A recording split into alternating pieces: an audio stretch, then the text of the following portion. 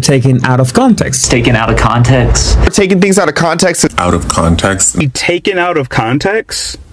Taken out of context. Out of context. Taken out of context. That is so out of context. And take shit out of context. Out of context. You're taking it out of context. No, hey, hold on. So we're gonna flesh this out because I don't want nobody saying we don't take things in context. The full context. In a modern day context. Tell me the context. Hello, everybody. Welcome back. Straight out of context. I am Barbara Ann. Fair use disclaimer. She taught me how to be a good liar. A very good liar. This is actually kind of the first time that I've been honest. Besides being honest, with my attorney. Even that, I haven't been completely honest with them, so. God, you're insane for deleting that kind of a following. And I'm like, I could give a F about a following. That's not real life. Yet here is Gypsy Rose Blanchard back on the internet trying to manipulate an audience into believing that she really loves and cares about them. We know that's a damn lie. Straight out of the horse's mouth. I'm going to show you a video clip, but first I'm going to read this comment in her comment section. Last year, I was prescribed Zoloft, and I did not take it long enough to feel if it worked for me or not because I got pregnant, and Zoloft was not recommended for me to take during my pregnancy, so I got off of it.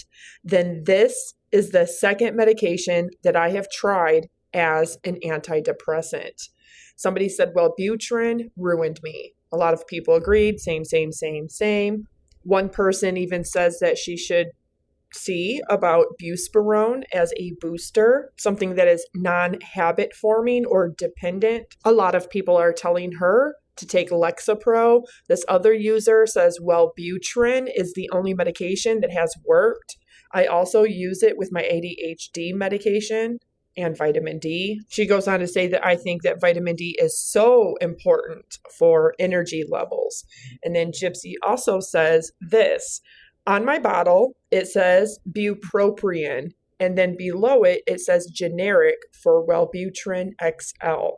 I'm on the lowest dose right now because I just started it, so I think there is room for increase. I have an appointment in a week, so I can talk to my doctor about it. But first, I'm going to show you her recent post and her edited update post.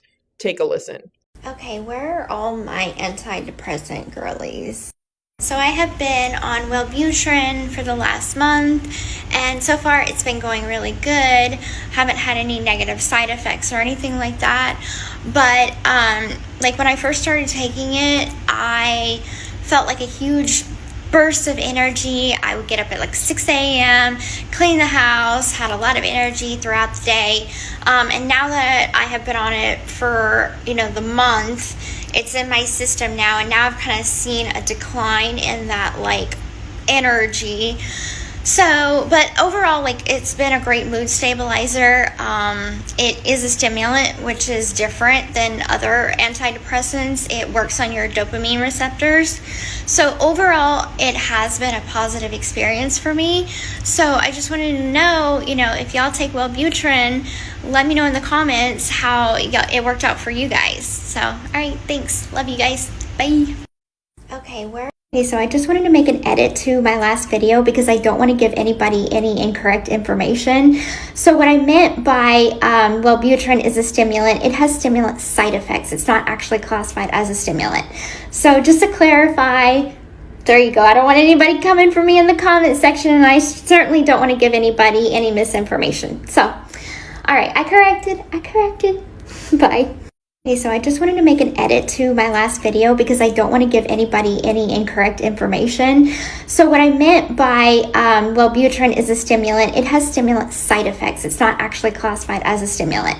So just to clarify, there you go. I don't want anybody coming for me in the comment section, and I certainly don't want to give anybody any misinformation. So, all right, I corrected.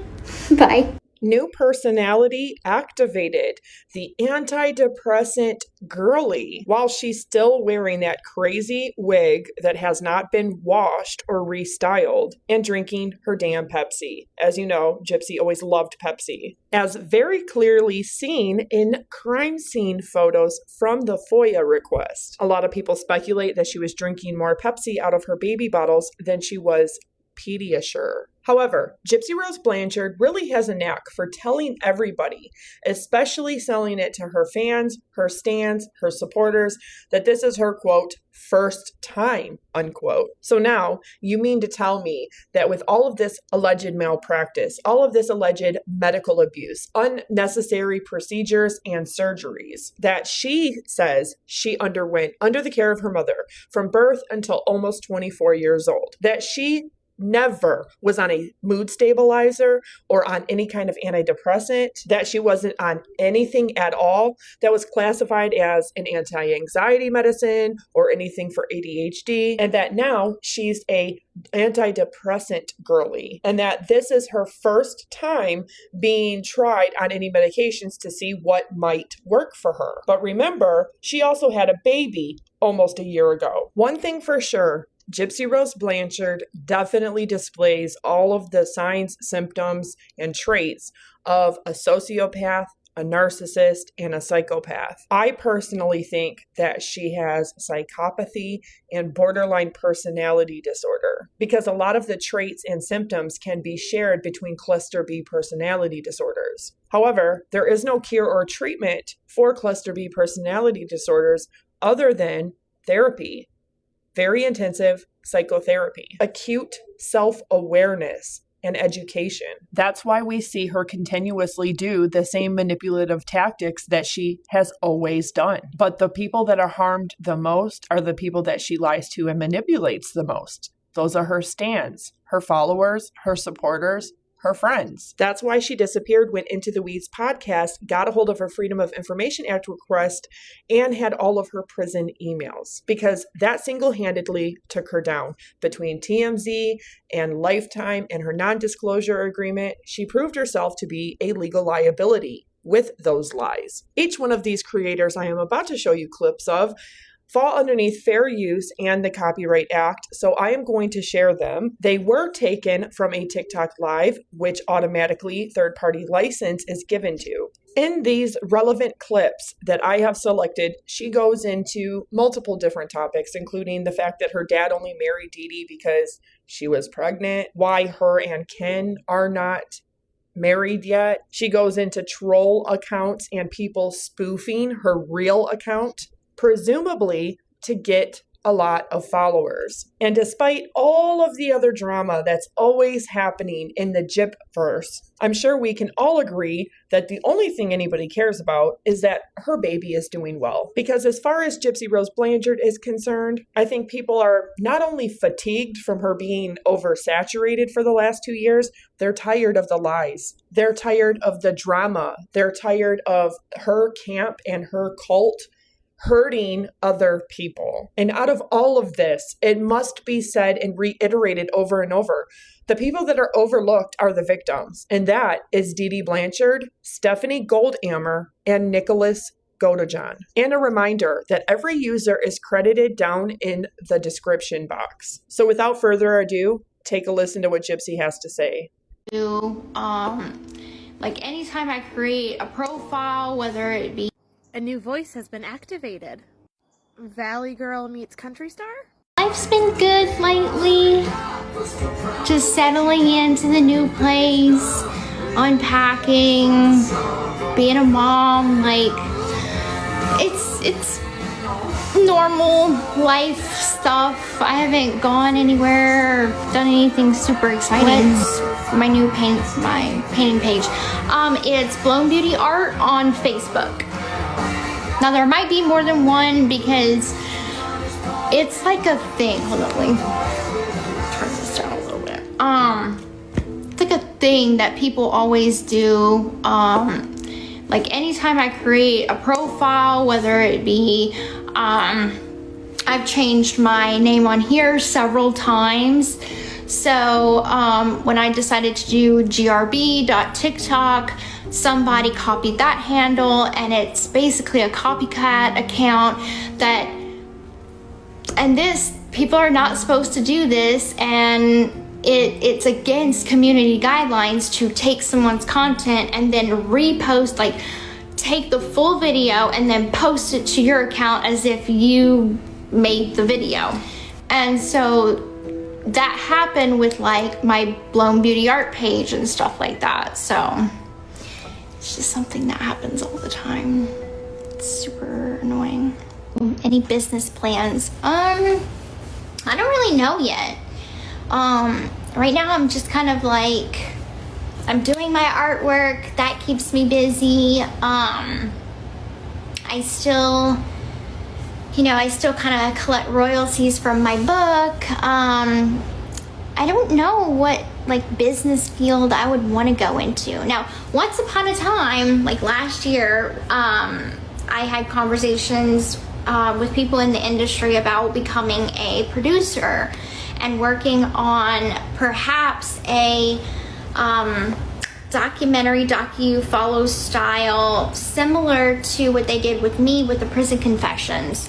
I want you to pay special attention to every time Gypsy talks about having a job, going back to school, any kind of career, because this is how she manipulates her audience, her friends, her family. She immediately goes on this long, very drawn out spiel about how she once had this idea that she wanted to bring attention and awareness and advocate for other women's stories in prison. And all of the word salad that surrounds that still begs the question, why did you not do that then? Why have you spent the last year not working on producing anything other than for yourself, in pursuit of bringing in more income for yourself? Notice how it's a projection and it's a deflection to negate having to answer the real question of why she is able-bodied and not working a real job. First, the excuse is that she can't leave the baby with anybody. Then it's that she's going to go back to school for hair. Then it's she has to sell art because she needs to be able to afford formula. It's every excuse under the sun except for actually getting a real job. And in my own opinion, Gypsy needs to. I know she's not going to, because she's not going to do anything she doesn't want to do. She wanted her mother dead and out of the way, and she certainly got that after 4.5 years of trying. But she might be very surprised to find out that it's very fulfilling to have to understand what it means to work for your own money. She might have a better understanding of the value of that money. She might also find that a simple 9-to-5 job might be very fulfilling and give her a sense of, other than I'm just stuck at home caring for this baby all the time. Some people might agree that that's the karma you get for doing exactly what your mom allegedly did to your dad, trapping a younger man into staying with her and marrying her because she got pregnant with a baby girl. I do not think that it is ironic or coincidental that the powers that be are forcing her to walk the same exact path that her mother walked. And she's so impulsive and erratic that she doesn't stop and think about any of the consequences of anything, because she's rarely had to suffer any consequences of the actions, words, choices, and behaviors. But unfortunately, baby Aurora can't just be thrown away like Pixie was. 1 week, she has to take a plan B and can't have a baby because she can't dedicate her time to one. And not 3 weeks later, she's pregnant and knocked up by Ken. However, she's a Taylor Swift fan, we know that. And she posted this, that what a life of a showgirl sounds like. She says, new Taylor Swift album is meh. It's giving folklore flop. Folklore and Evermore were two of her biggest albums. They were very well produced, especially for indie music. And it's not necessarily that the lyrics are too cringy for a woman pushing 40, or necessarily the layout of the lyrics. It's the fact that she plagiarizes. She very blatantly plagiarizes the music from very big hits from very big artists. That is the problem with the album. But what Gypsy is jealous over is the fact that she's a billionaire and she has it all. She's doing things the right way. She waited to lose her virginity. She waited to get married, and she waited to have kids. But she dedicated her entire life to her career at the cost of everything else, despite and regardless of her private life. Even though her music is narcissistically all about men, produced by all men, and she was propelled into the stratosphere of superstar by her father, by Scott Borchetta, country singers like Toby Keith and George Strait, who helped give her her first 6 albums, her first 13-year contract, her first $30 million advance, and allowed her to open for them for over 4 years to get the experience. Now, Taylor Swift isn't a girl's girl. She wouldn't be here if it wasn't for men. I think that Gypsy's obsession with Taylor Swift is that she sees a lot in her that she thinks she perceives to the world, like being perfect, being this perpetual victim, being somebody who just wants this fairy tale love story to happen to them. Anything but consequence, personal accountability and responsibility for one's actions, words, choices, and behaviors. It's always the fault of somebody else, and Gypsy can't fault anybody else for why she got pregnant with baby Aurora. But she also left these comments recently. She says, I think it's hilarious how anytime anybody is a Gypsy supporter, y'all think it's me behind the account. And I just think it's fucking hilarious. What she's referring to is essentially how much those fake accounts really piss her off and bother her. She hates that people spoof her accounts or make parody accounts. But she also left this comment to somebody who said that the Dallas Cowboys costume looks like shit on her. She says, quote, the only thing left is that costume on the ground after he tackled me. Wink face. Stay jealous, honey. And you know what? Mommy needs a nap is right. It does give this, what she said about Ken in the very beginning of their relationship. People also don't have the privilege of his kitty eating skills. If they did, any doubt would be washed away in the wave of cum. LOL. And we know that that's not true because she sat down while pregnant on camera with her half-sister Mia and said that she's never had an orgasm. So not only was that first weekend with Ken so amazing, like she tried to tell TMZ and People magazine, we know that's a lie because it couldn't have been that good if you didn't have an orgasm. So she can sit here and try to pump Ken up all day long. We know that that's just not true. They went on a baby moon while she was pregnant, and he left her ass on red in a pink dress on a bed, on camera for a Lifetime reality series to go walk Parker instead. Yeah, sweetheart, you are not Taylor Swift, and he is not Travis Kelce at 6'6", tackling your ass to try to rip that costume off of you. How much do you want to bet that costume is perfectly fine because she plans on wearing it? Also, Ken really struggled to pick Gypsy Rose up and put her on that bed during the scene that they were having the baby moon. Now, Gypsy did lose about 35 pounds while she was pregnant because she was choosing not to eat. And she's only 4'11", so she wasn't very big. And yeah, Ken still struggled to lift her. I think this is just her trying to clap back to people thinking that this is a flex.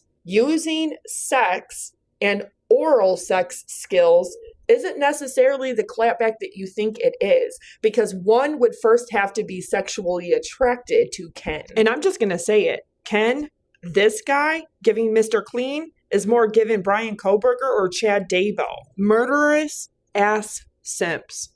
Fucking incels. The last thing anybody is thinking about is Ken tearing off their clothes or his eating skills. But I digress. Let's continue. So I would essentially return to Chillicothe to be the interviewer and interview women that and share their stories, because there's still so many women that are in Chillicothe that their stories do not get recognized, and that's such a shame. So I would love to come back behind the camera as like a producer type of thing. I said, I understand where you're coming from. I understand if you don't want to propose right now. I don't want you to propose just because I'm your baby mama. And that's why I'm not pressuring him. When he proposes, if he ever proposes, that's because of his choice, and that will be the place that we're in at that time. I don't think that people should just get married because they have a kid. Like, my dad married my mom because he got her pregnant, and you see how well that worked out. And I'm not saying that we're in that situation. I'm just saying that, you know, I definitely think that when we are in that place of trust and, you know, we are ready for marriage, that we'll take that step. But things take time. So, will there be another season of the show? No. It's just the 2 seasons. I like mayo. What? I never tried that before. I guess I'm gonna have to try it. I'll try it tonight.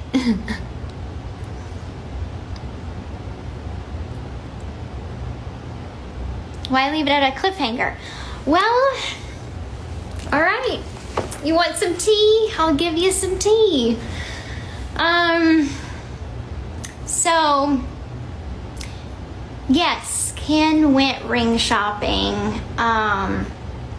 As a, you know, the last scene was the cliffhanger, and the producers knew that, you know, he wanted to go ring shopping. Oh, this is so hard to like talk about. When we were filming our last day, where I was doing my interview, where, you know, I clearly had shorter hair, the producers were asking me a series of questions about the last time I communicated with Ryan, and they ask things in a certain way where if they don't get the answer they want, they keep asking it in a different way, okay? So the questions were like, do you feel like you need closure with Ryan? Do you miss Ryan? Do you want him as a friend? Is there something that is still, you know, lingering in the air that you wish you could have said, and all this kind of stuff? So I was answering the questions, and Ken was in the living room, and this is at the old place. Ken was in the living room. I was with the producer in the bedroom, and so it was hushed tones, so like nothing could be heard from the living room. But Ken had overheard some talk in the bedroom, because the audio guy had like left his audio equipment unattended, and he overheard through the headphones what we were talking about. And so the conversation was basically me explaining everything that I said in the apology video that y'all probably remember. So basically I was explaining to the producer that, like, yes, I had been in communication with him. I did send pictures of Aurora to him. Why did I send pictures of Aurora to him? It was not to rub it in. It was to get him to see that she's an innocent child in all of this. Like, she's not an it. Like, this is who we are putting in the mix of a situation. So can you please take the paternity test so we can get you off the birth certificate, put Ken on the birth certificate, change her name, and then we could all just move forward with a little bit more ease. And so I was explaining all of this, and well, Ken overheard, and I had not told Ken, you know, that I had had a full conversation with Ryan about all this kind of stuff, and or that I had sent pictures of Aurora to Ryan. So Ken overheard this, and when we were done with the interview, I come out and I can see that he's visibly upset. And so I'm like, what's wrong? And he didn't tell me until after they all left, okay? So we had this big argument about, you know, this communication with Ryan does not need to be had any further once the paternity test is solved and the birth certificate is fixed and all this kind of stuff. So I said, I understand. I level with you. Like, I don't need to be in communication with my ex anymore, and I understand that. So 3 days later, okay, we're already having, you know, that issue, that conversation. So we were kind of like on rocky grounds with trust. So 3 days later, they filmed that scene. And I told them, I said, I understand where you're coming from. I understand if you don't want to propose right now. I don't want you to propose just because I'm your baby mama. And that's why I'm not pressuring him. When he proposes, if he ever proposes, that's because of his choice, and that will be the place that we're in at that time. I don't think that people should just get married because they have a kid. Like, my dad married my mom because he got her pregnant. And you see how well that worked out. And I'm not saying that we're in that situation. I'm just saying that, you know, I definitely think that when we are in that place of trust and, you know, we are ready for marriage, that we'll take that step. But things take time. So, yeah, that was a cliffhanger, but something happened before that. And that's why there was no proposal after that scene. So, but we're in a much better place now.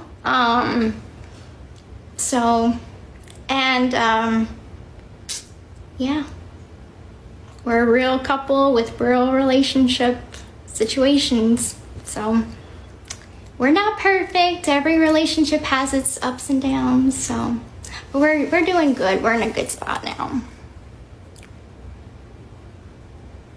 Thanks. Gypsy Rose is any different than any other female who's tried to have her parents murdered. It's literally always over a dude. It's always over some wang wang honey. Come on now, we watched her in her 4-hour interrogation and not one damn time did she tell that detective, oh, my mama's abusing me. No, instead she was like, she's overprotective, sometimes controlling. In her own documentary, she flat out said she didn't even know any abuse was going on. That's because there wasn't no abuse going on, honey. She has a micro deletion that was deletion. Abuse couldn't have been a damn motive. She didn't even know any was going on. Hell, up until recently, she was like, she was my best friend. She just now 3 days ago came out and was like, she was a shit piece of mom. She said shit piece of mom, not piece of shit.